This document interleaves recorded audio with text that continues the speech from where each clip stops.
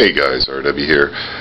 Just wanted to talk a little bit about why certain types of RC cars are appealing to me and why I guess I got addicted to RC by playing with RC cars at the age of 53. You gotta wonder, right? I mean, most of my life, you know, I've had a lot of different kind of toys as a kid, and of course I had a lot of different things to play with. But the technology now, behind the battery technology, the motor technology, the electronic control technology, the transmitter technology has advanced to such a great degree that there's a whole different breed of toy car to play with that really doesn't seem to appeal to kids. And I can tell you this from personal experience. I've built my son what I thought was a really pretty awesome, cool RC car, and it just sits here gathering dust while he plays with his Yu-Gi-Oh cards and his other electronic stuff that he likes to play with, like his DS and, you know, his iPad and stuff. I built my daughter what I think is a pretty cute little Tamiya CC01 Bronco here. Again, just gathers dust, not something she plays with. And I started off with a Red Cat, and that's kind of what got me into the whole thing of rock crawling. And there is something really, really appealing about rock crawling for an older person like myself. I don't know what it is. It's an extremely quiet machine. It's very, very quiet. There's no noise to it. It's not like a nitro short course truck or something. It's almost dead silent. And you're working in one area. You're not necessarily moving around a whole lot. You're not trotting down 5 miles of trail, chasing something around. You're challenging yourself against the terrain with something that you've built yourself, so you get to see what improvements you've made and whether or not your improvements actually did anything. You're learning about all the technology of the suspension and how to set up. There's a lot of knowledge involved in setting up a rock crawler.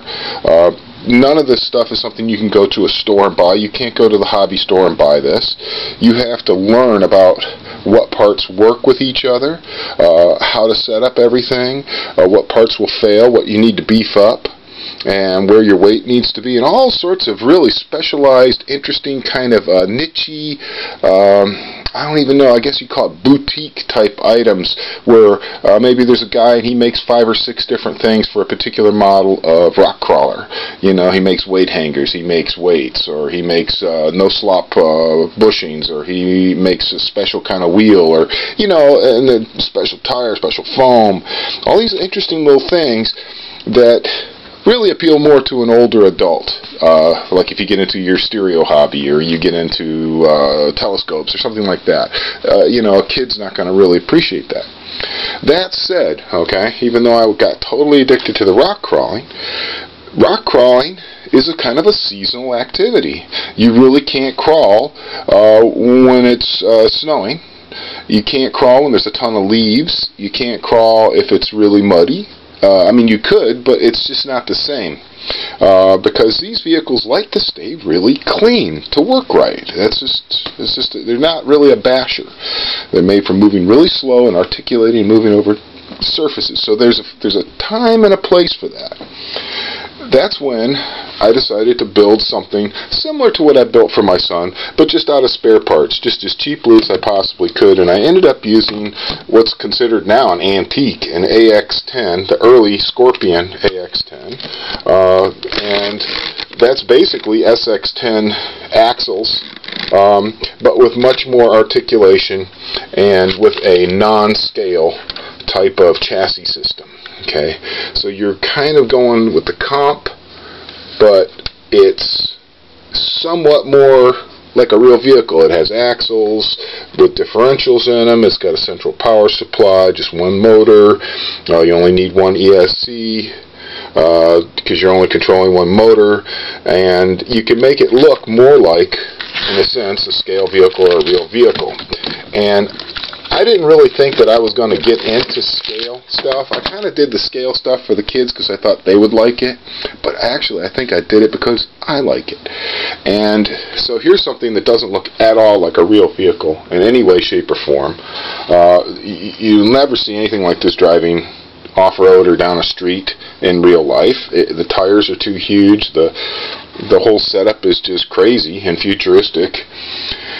And then you get something like this where you can kind of, in a sense, have an imaginary trip. Use your imagination, have a little trip with it where you're playing with a real car, and then you find terrain to challenge yourself with, a dirt hill, a big log, thick leaves, snow, mud, water, running through big puddles, trying to climb up something, things that you could do with a real vehicle, a real bouncer, a real rock crawler. And that's really where I think I'm starting to trend. The problem is that to build a really truly scale looking vehicle will cost probably $1,000 to build something that looks really awesome, that looks just like a little car going down the road. It's going to cost you about $1,000.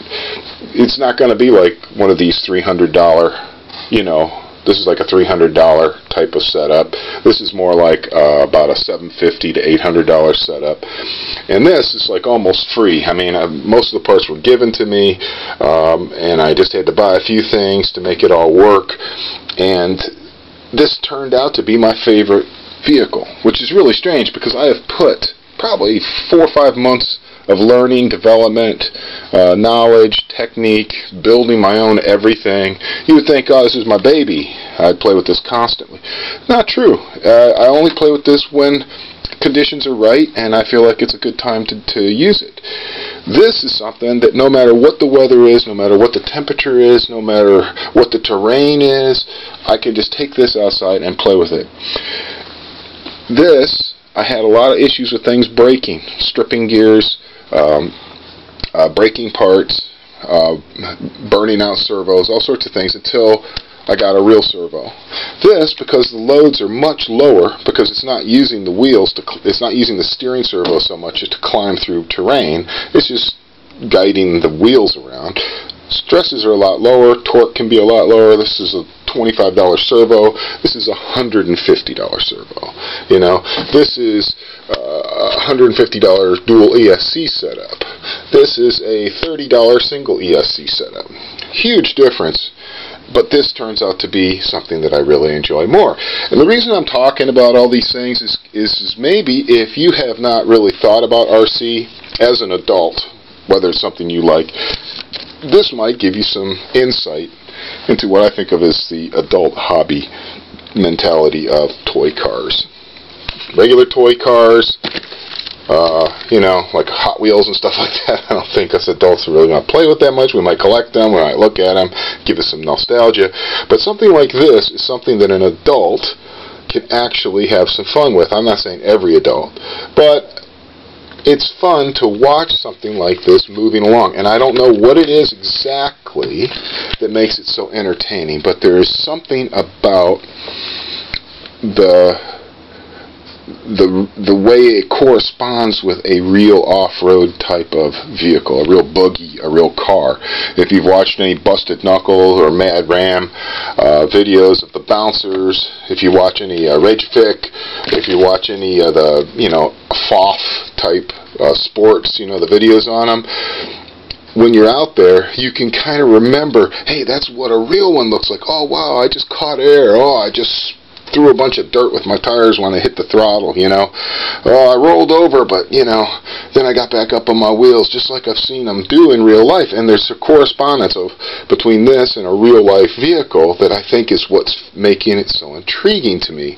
And if I had the money, if I had the time, if I had the wherewithal, I would definitely build something that was very real looking, like a little tube frame type bouncer with a little V8 engine over the electric motor and a little transmission over the real transmission, and make it look as real as possible. Transfer cases, little Curry, Rock Jock axles, the whole thing, But I can kind of suspend my disbelief, even though there's a big old servo sticking out here, even though this is like nothing you would ever see on a real car. I could kind of like ignore that and suspend my disbelief because it kind of looks real. And it's got all 4 wheels turning all the time. There's no trickery to it. You don't have some absolutely insane steering angle, which you would never have in a real vehicle. You know, this is more like the amount of steering that you're going to get out of a real vehicle. I don't know, it's just something about this cheap, crappy little shaft drive that I really like. Well, that's it, guys. I'll wrap that up. I hope you all have a wonderful new year. 2015 is going to be way different for me. I'm making changes already, and I'll make another video on that and tell you some of the changes that are going on here at Little Mountain.